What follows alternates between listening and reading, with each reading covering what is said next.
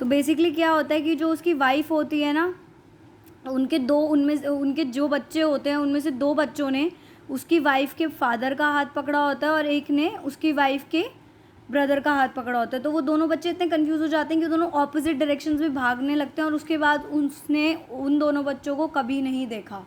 और उसी वेव के टाइम पे उसकी जो बीवी थी, जो वाइफ थी, वो भी स्वेप्ट अवे, मतलब क्या होता है, वो भी बह गई थी उधर। ठीक है, तो सिर्फ वो 3 बच्चे बचे थे जो उसके साथ आए थे बाहर।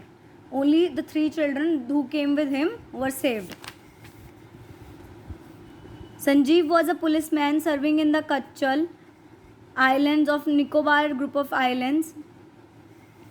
He somehow managed to save himself, his wife and his baby daughter from the waves, but then he heard cries for help from the wife of John, the guest house cook. Sanjeev jumped into the water to rescue her, but they were both swept away. Sanjeev एक policeman था वहाँ पे जो कच्चल के islands और कच्चल के island of the Nicobar group of islands में सर्व कर रहा था, मतलब वहाँ उसकी ड्यूटीज़ थी। बट वो समाव मैनेज करता है कि वो अपनी बीवी को बचा पाए, अपने आप को बचा पाए और अपनी जो बेबी डॉटर थी, उसकी जो छोटी बेटी थी, उसको बचा पाए, और वो बचा भी लेता है।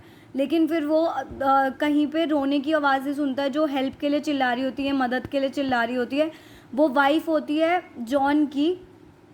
जॉन कौन था? उसके गेस्ट हाउस का कुक था, मतलब जो खाना बनाने वाले खानसामे होते हैं उनकी, उसकी वाइफ थी। वो रोने लगी थी, मतलब वो मदद की गुहार लगा रही थी। तो संजीव जो है वो पानी में कूदता है और उसको बचाने की कोशिश करता है, लेकिन वो दोनों ही बह जाते हैं। 13-year-old Meghna was swept away along with her parents and 77 other people.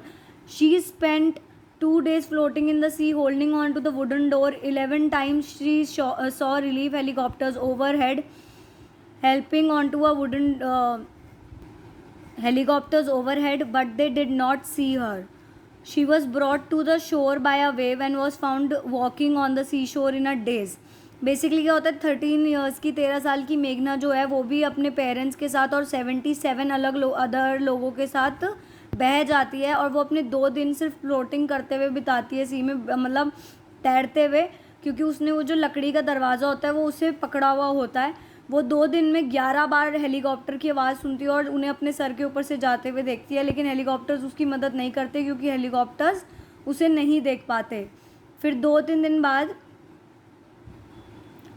वो शोर पे लाई जाती है कुछ दिन बाद, और फिर वो उसे she woke and was found walking on the sea shore in the days, और वो दिखती है चलती हुई सी शोर में, मतलब समुंदर के किनारे। डेज मतलब क्या है यहाँ पे, इवनिंग का टाइम जो होता है। Almas Javed was 10 years old. He was a student of Carmel Convent in Port Blair, where her father had a petrol pump. Her mother Rahila's home was at Nancowry Islands. The family had gone there to celebrate Christmas.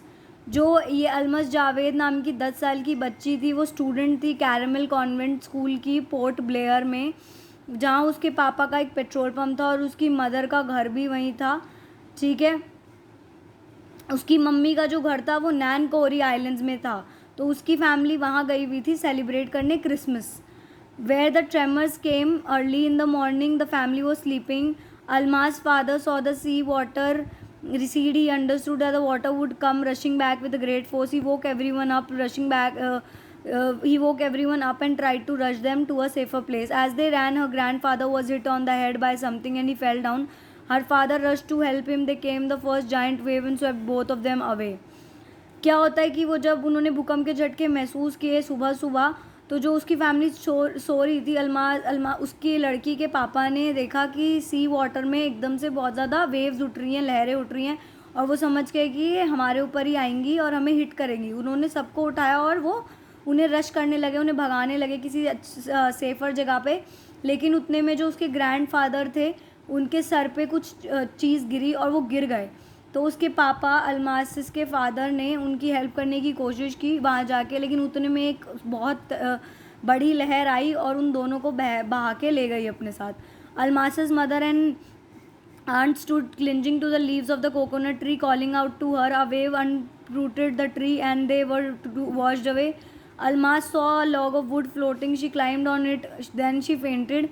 When she woke up, she was in the hospital in Kamota, From there she was brought to Port Blair. The little girl does not want to talk about the incident with anyone. She is still traumatized.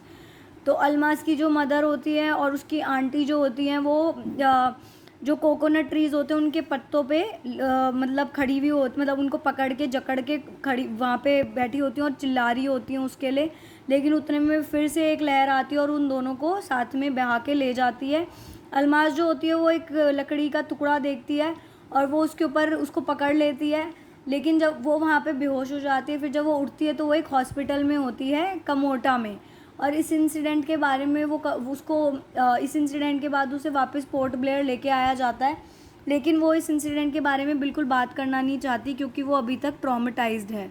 Traumatise मतलब क्या होता है? Greatly shocked और distress, मतलब तुम बहुत ज़्यादा shock में होना या तुम्हें बहुत ज़्यादा स्ट्रेस होना। ठीक है, ये हमारा फर्स्ट कॉम्प्रिहेंशन डन।